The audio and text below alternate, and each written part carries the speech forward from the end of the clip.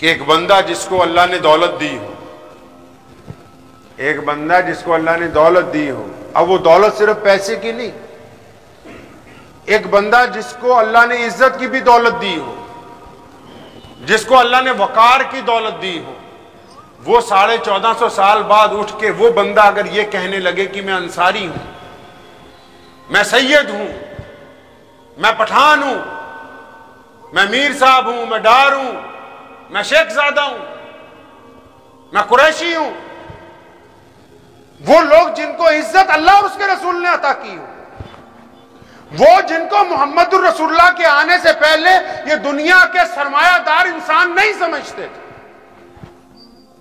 جن کو اللہ اور اس کے رسول نے عزت دے کے دنیا میں عزت کی دستار جن کے سر پر رکھ دی ہو، اور وہ جو اب بادشاہوں کے ساتھ ایک صف میں نماز پڑھتے ہوں، جو غریب کو چھاتی سے لگاتے ہو فخر محسوس کرتے ہوں، آج اگر وہ یہ کہتے کہ فلاں برادری والا میرے مد مقابل نہیں ہے، مجھ سے کمتر ہے، یا فلاں مذہب والا مجھ سے کمتر ہے، تو اس کا مطلب وہ سید پٹھان افغان ہو سکتا ہے، کلمہ لا الہ الا اللہ محمد رسول اللہ پڑھنے والا مسلمان نہیں ہو سکتا ہے۔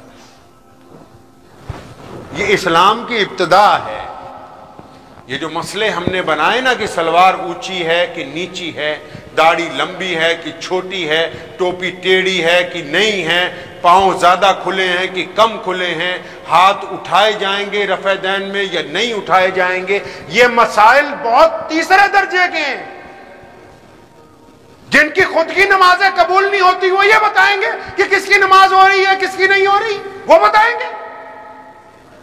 جن کو خود یہ نہ پتا ہو کہ ان کی نماز قبول ہو رہی ہے یا نہیں ہو رہی ہے، وہ یہ بتائیں گے کہ تم نماز کس طریقے سے پڑھو، وہ یہ بتائیں گے دوسرے کو کہ کس طریقے سے اسلام میں تمہیں چلنا ہے یا نہیں چلنا ہے۔ جن کو بھی خود اس بات کا اعتبار نہیں ہے کہ اللہ ان سے راضی ہو گیا ہے یا نہیں راضی ہوا ہے۔ اللہ راضی کن لوگوں سے؟ اللہ راضی کن لوگوں سے؟ اللہ تعالیٰ راضی ہے جن کے سجدوں میں ناپاکی نہیں ہے، جن کے سجدوں میں بغض نہیں ہے، جن کے سجدوں میں ریاکاری نہیں ہے، جن کے سجدوں میں اخلاص بھرا ہوا ہے، اللہ ان سے راضی۔ اللہ ناراض کن سے؟ جن کو سجدہ کرنے کی توفیق ہی نہیں ہے۔ اللہ ان سے ناراض ہیں جو سر سجدے سے اٹھانے کے بعد دوسرے کے دلوں کو چھلنی کرتے ہیں، اللہ ان سے ناراض ہے۔ اللہ تعالیٰ کی رضا اور ناراضگی کا پیمانہ یہ نہیں ہے کہ کوئی آدمی اچھا مسلمانوں والا لباس پہن لے اور وہ چلتا پھرتا بہت بڑا رئیس مسلمان نظر آئے، یہ دلیل نہیں ہے اللہ کی رضا کی۔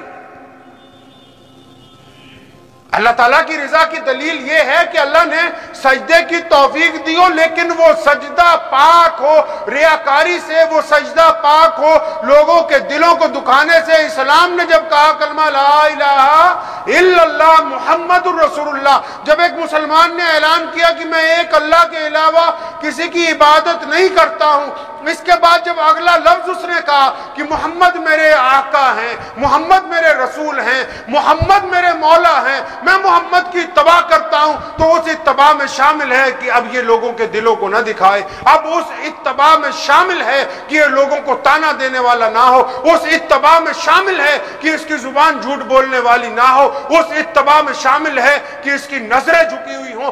اگر وہ اتباع کامل نہیں ہے تو یہ سجدہ بار بار کرتا رہے، اللہ کو وہ سجدہ قبول نہیں ہو سکتا۔ اتباع میں وہ بات شامل ہے۔ ہمیں حضور اکرم صلی اللہ علیہ وسلم کا پیغام عملی طور پر دنیا کے آگے پیش کرنا ہے، زبانی نہیں۔ شیخ سعدی رحمۃ اللہ علیہ کا واقعہ ہے مختصراً۔ کوئی ایک صاحب آئے، فرمایا کہ اللہ کے راستے میں جا رہا ہوں، کوئی نصیحت فرما دیں۔ فرمایا کوشش یہ کیجئے کہ تبلیغ کرتے ہوئے زبان کا استعمال نہ کرنا، تبلیغ کرتے ہوئے زبان کا استعمال نہ کرنا۔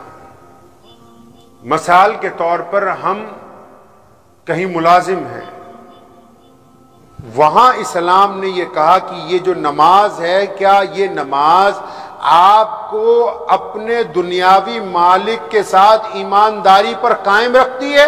تو یہ نماز ہے۔ اگر نماز پڑھنے کے بعد آپ اس کے ساتھ بددیانتی کر رہے ہیں تو یہ نماز نہیں، اس کا مطلب نماز نہیں ہو رہی۔ مولوی سے کیوں پوچھنا چاہتے ہو کہ نماز ہوئی یا نہیں ہوئی؟ وضو ایسے کیا ویسے کیا، اس سے پوچھو جو اللہ نے میٹر اس چھاتی کے اندر دل کی شکل میں لگا دیا، اس سے پوچھو کہ تم نے کتنوں کی بددیانتی کی، کتنوں کا ظلم کیا، کتنوں کے ساتھ ریاکاری کی، کتنوں کو بری نظر سے دیکھا ہے، کتنوں کے دلوں کو پھونکا، اس سے پوچھو۔ مولوی سے کیا پوچھتے؟ وہ کیسے بتائے گا کہ ہماری نیت کیا ہے؟ پیارے نبی حضرت محمد رسول اللہ صلی اللہ علیہ وسلم نے جو بے شمار باتیں اپنی پیاری پیاری فرمائی، تو امام بخاری رحمۃ اللہ علیہ نے جب ان باتوں کو جمع کر لیا جن کو احادیث کہتے ہیں، تو بخاری نے سوچا کہ پہلی حدیث کون سی لکھ دوں؟ جب کئی لاکھ حدیثیں اکٹھی ہو گئیں، پہلی حدیث اس کتاب میں کون سی درج کر دی جائے صحیح بخاری میں؟ تو انہوں نے پہلا فرمان نبی علیہ الصلوۃ والسلام کا صحیح بخاری کی پہلی حدیث فرمائی، او کما قال النبی صلی اللہ تعالی علیہ وسلم انما الاعمال بالنیات، کہ عمل کا دار و مدار تو نیت کے اوپر ہے۔ نیتیں کیسی؟ اگر تو نیت پاک ہے، نہ صرف آپ گھر میں کامیاب ہوں گے، کاروبار میں کامیاب ہوں گے، بلکہ آپ دشمن کے سامنے سر اٹھا کے چلیں گے، دنیا آپ کے سامنے سرنگو ہو کے چلے گی۔ نیت اگر پاک۔ بعض حضرات نماز پڑھتے ہیں، سلام پھیرتے ہیں تو پہلے ان کو یہ فکر ہوتی کون آیا ہے کون نہیں آیا ہے۔ جن کی خود کی نہیں قبول ہو رہی ان کو دوسروں کی فکر ہے۔ کوئی اچانک اس دن اچانک آ گیا تو پھر اس کو 4-5 تانے ہیں کہ آج آپ کیسے آ گئے میاں صاحب۔ معاشرے میں پیارے نبی محمد رسول اللہ صلی اللہ علیہ وسلم نے عبادات کا جو حکم دیا، یہ مسجد میں ہمیں اس لیے نہیں اکٹھا کیا گیا کہ آ جاؤ تم لوگ اکٹھے ہو کے 2 رکعت نماز پڑھو اپنے گھروں کو چلے جاؤ۔ بخاری میں ہے، محمد رسول اللہ کا فرمان ہے کہ جب نماز کے لیے کھڑے ہو جاؤ کندھے سے کندھا جڑا ہوا ہونا چاہیے۔ مسئلہ یہ نہیں تھا کہ آپ کو 5 ٹائم مسجد میں بلا رہے ہیں، نماز گھر میں بھی پڑھی جا سکتی۔ مسجد اس لیے بنائی گئی کہ آپ کی اجتماعیت جو ہے وہ اکٹھی رہے، آپ میں اتفاق ہو، آپ میں پیار ہو، آپ میں محبت ہو۔ اور اس اجتماع میں جب کچھ لوگ کم ہو جائیں تو باقیوں کو یہ فکر ہو کہ آج فلاں بھائی ہمارا بیمار ہے، مصیبت زدہ ہے، تو اس کی یہ خبر گیری کرنے والے ہوں۔ کون کہتا ہے کہ مسجد کا صرف مقصد اتنا تھا کہ 2 رکعت نماز جماعت سے پڑھ لی جائے؟ نہیں، مسجد کا مقصد یہی تھا کہ معاشرے کو جوڑا جائے، ان لوگوں کو جوڑا جائے جن کے دلوں میں قدورت ہے، ان دشمنیوں کو ختم کر کے ان میں محبت ڈالی جائے، یہ ایک دوسرے کو سلام کرنے والے ہوں، ایک دوسرے سے محبت سے کلام کرنے والے ہوں، یہ نماز کے بعد خبر گیری کرنے والے ہوں۔ اگر نماز ایسی ہے کہ وہ نماز کے دوران بھی دوسرے کی نفرت دل کے اندر، دوسرے کی نفرت دل میں موجود ہے، تو میاں صاحب آپ نماز پڑھیے یا نہ پڑھیے، اس نماز کا کوئی فائدہ نہیں۔ سب سے پہلی ضروری چیز جو ہے معاشرے کو پاک کرنے کے لیے اپنے عقیدے پر قائم رہنا۔ اپنے عقیدہ کیا ہے کہ کلمہ لا الہ الا اللہ محمد الرسول اللہ، کہ اللہ کے علاوہ کسی سے کوئی نفع اور نقصان کی خوف نہیں ہے، کسی سے کوئی ڈر نہیں، کوئی سامنے آ جائے عقیدہ نہیں بدلنا۔ جو لوگ عقیدہ بدل لیتے ہیں وہ کہنے کو مسلمان ہیں، اللہ کے نزدیک وہ مسلمان نہیں ہیں۔ اس بات کو سمجھنے کی ضرورت ہے۔ اور پیارے نبی حضرت محمد رسول اللہ صلی اللہ علیہ وسلم کی جب اس بات کو اپنا لیں گے کہ ہم نے دلوں کو پاک رکھنا ہے، تو خدا کی قسم ادھر آپ سجدہ کریں گے، ادھر جب آپ سجدے سے سر اٹھائیں گے، اللہ آپ کی وہ باتیں جو ابھی آپ کہنا چاہتے ہیں بن کہے اللہ ان باتوں کو سن لیں گے انشاءاللہ۔ سیدنا عمر فاروق رضی اللہ تعالیٰ عنہ خلیفہ تھے، وقت بھی ہو گیا لیکن ایک قصہ ذہن میں آیا، سنیے۔ سیدنا عمر فاروق رضی اللہ تعالیٰ عنہ خلیفہ تھے مسلمانوں کے، تو مدینے میں ایک آدمی گانے گاتا ہے ایک آدمی مغنی بولتے ہیں، گانے گاتا ہے۔ गांव गांव जाके गा के पैसे इकट्ठे करता है। बूढ़ा हो गया, अब आवाज नहीं साथ देती, साथ वाले लोग अपनी टोली बना के और कहीं चले गए, रोटी के भी लाले पड़ गए खाने पीने के। तो मस्जिद नबवी से थोड़े से फासले पर किसी बाग में से गुजर रहा था, तो थक गया, भूख से निढाल है, बैठ गया जमीन पर। तो आज 80 साल की उम्र में अल्लाह याद आ गए, 80 साल की उम्र में अल्लाह याद आ गए उस मुगनी को। अब वो थका हारा जब वो निढाल होके बैठा तो वहां गिर गया जब, तो अल्लाह से दुआ मांगने लगा कि इलाहुल आलमीन आप बड़े करीम हैं, माओ से ज्यादा बंदों से मोहब्बत करते हैं। माँ कुछ नहीं ऐसी, माँ भी डांट देती है। अल्लाह करीम है, माँ से ज्यादा बंदों से मोहब्बत करते हैं। मुसलमान तो सोचते हैं कि सिर्फ मुसलमानों से ही करते हैं, इनको तो ऐसा समझा दिया गया कि सिर्फ नहीं मुसलमानों से ही कर रहे हैं ना। जो ईमान वाले नहीं है उनसे भी अल्लाह करीम 70 माओं से ज्यादा मोहब्बत करते। तो मुगनी ने दुआ की अल्लाह ताला के हुजूर की, या अल्लाह मैं तो बहुत निजाल हो गया, भूख बहुत लगी हुई है, जान निकल जाएगी, मौला करीम किसी की मदद हो जाए, कोई खाना मुझ तक पहुंच जाए।